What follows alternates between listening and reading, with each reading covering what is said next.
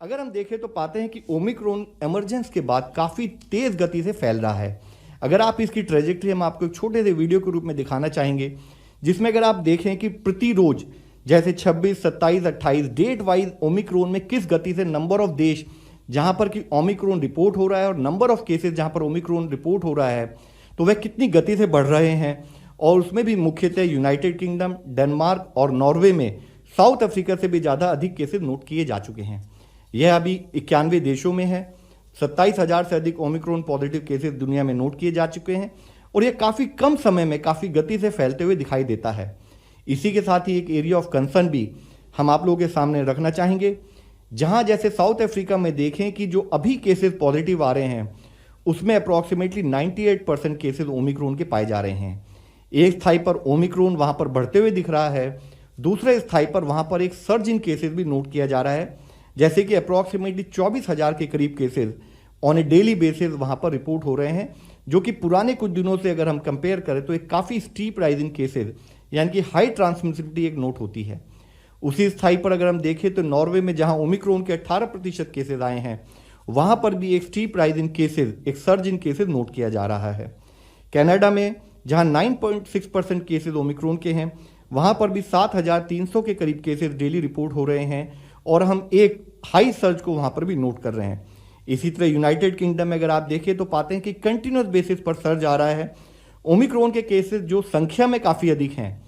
लेकिन अगर परसेंटेज में देखें क्योंकि वहां ओवरऑल इन्फेक्शन स्प्रेड काफ़ी अधिक दिखाई देता है तो 2.54% ओमिक्रॉन के केसेस और 88,000 के करीब डेली बेसिस पर वहां पर केसेस रिपोर्ट हो रहे हैं। अगर हम देखें तो WHO की टेक्निकल एडवाइस और प्रायोरिटी एक्शन जो उसमें अभी तक बताया है, तो इससे पहले भी हमने इस विषय में पुरानी जो उनकी गाइडेंस थी उसकी चर्चा की थी। नई गाइडेंस के रूप में उन्होंने बताया है कि जहां डेल्टा का सर्कुलेशन लो था वहां पर भी काफ़ी अधिक गति से ओमिक्रॉन फैल रहा है, जैसे कि उन्होंने साउथ अफ्रीका की एग्जाम्पल दी। साथ ही उन्होंने बताया कि ऐसे देश थे जहां पर कि डेल्टा काफ़ी अधिक संख्या में पाए जा रहे थे केसेस,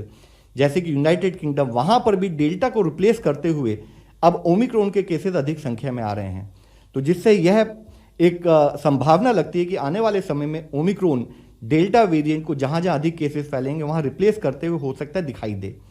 इसी के साथ ही जो एक अगर हम देखें काफ़ी हद तक एक पॉजिटिव न्यूज़ भी हम इसे कह सकते हैं कि जो अभी तक WHO की एडवाइस है उसके हिसाब से उन्होंने कहा है कि जो भी ट्रीटमेंट पैटर्न है, जो भी क्लिनिकल गाइडलाइंस हैं, जो हमारी क्लिनिकल अप्रोच है in terms of management of Covid, वह ओमिक्रॉन के लिए भी इफेक्टिव है। लेकिन ओमिक्रॉन को वेरिएंट ऑफ कंसर्न के रूप में जब डिक्लेयर किया गया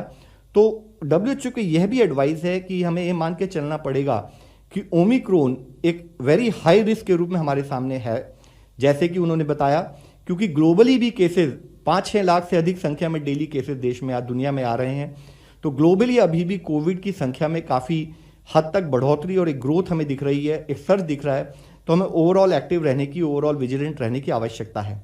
उसी के साथ ही उन्होंने कहा है कि वाइल वो डिटेल्ड एविडेंस की वेट कर रहे हैं, लेकिन लगता है कि जिस टाइप की म्यूटेशन स्पाइक प्रोटीन में पाई गई हैं तो क्या एक % पोटेंशियल चांसेस हो सकते हैं कि उसमें कोई इम्यून एस्केप का भी एक कारण हो सकता है, जिसकी वो इमर्जिंग एविडेंस के बारे में अभी हम वेट कर रहे हैं। साथ ही उन्होंने यह भी कहा है कि इसका हाई ट्रांसमिशन रेट फर्दर दुनिया में सर्जेस का एक कारण भी बन सकता है। अगर हम देश के कोविड ओमिक्रॉन केसेस की परिस्थिति को देखें तो हम पाते हैं कि 11 स्टेट में टोटल 101 ओमिक्रॉन केसेस अब तक डिटेक्ट हुए हैं। इस संख्या में ऑन ए डेली बेसिस देश में ट्रैक किया जाता है। महाराष्ट्र में 32 केस, दिल्ली में 22 केस, राजस्थान, कर्नाटक, तेलंगाना, ऐसे करते हुए करीब 11 स्टेट्स में 101 केस अब तक नोट किए जा चुके हैं। ओवरऑल इससे पहले भी हमने इस विषय में चर्चा की है, जैसे ही एक ओमिक्रॉन हमारे सामने कंसर्न के रूप में आया तो 27 नवंबर को ही 26 नवंबर को जब WHO ने इसको एक वेरिएंट ऑफ कंसर्न के रूप में डिक्लेयर किया तो माननीय प्रधानमंत्री जी के लेवल पर इस पर रिव्यू मीटिंग की गई। स्टेट्स को एडवाइस किया गया कि प्रिकॉशनरी मेजर्स को फॉलो करें। इसी तरह से 28 नवंबर को ही रिवाइज ट्रैवल गाइडलाइंस इशू की गई इंटरनेशनल ट्रैवल। साथ ही ऑन ए डेली बेसिस हम लोग चाहे सिविल एविएशन हो, चाहे ICMR से रिलेटेड, रिसर्च से रिलेटेड एक्टिविटी हो, चाहे मिनिस्ट्री ऑफ पोर्ट, शिपिंग और वाटरवेज हो, चाहे हमारे एयरपोर्ट हेल्थ ऑफिसर हों या स्टेट के सर्वेलेंस ऑफिसर्स हों, स्टेट के सेक्रेटरी हेल्थ हों और MD NHMs हों, सब लोगों को जोड़कर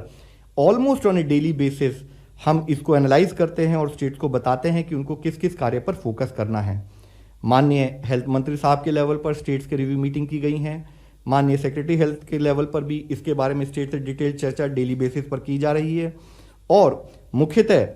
हम आपके सामने फिर से बताना चाहेंगे, जैसे ही एक कंसर्न के रूप में उभर कर सामने आया,